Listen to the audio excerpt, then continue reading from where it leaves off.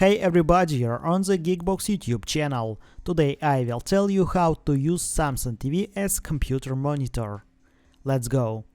Is it possible? Yes. You will need an HDMI cable or miracast. First way, wireless miracast.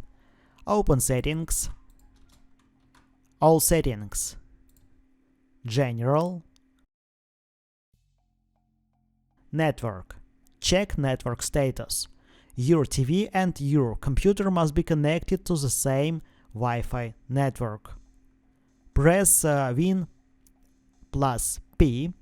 on your computer and select the broadcast type. Second way, wired. You will need an HDMI cable. Open Sources, Connection Guide, PC, HDMI, connect your computer to TV via HDMI, and select in the HDMI sources. That's it. Now you know how to use Samsung TV as computer monitor. Thanks for watching, please like and subscribe to the channel. Good luck and see you soon.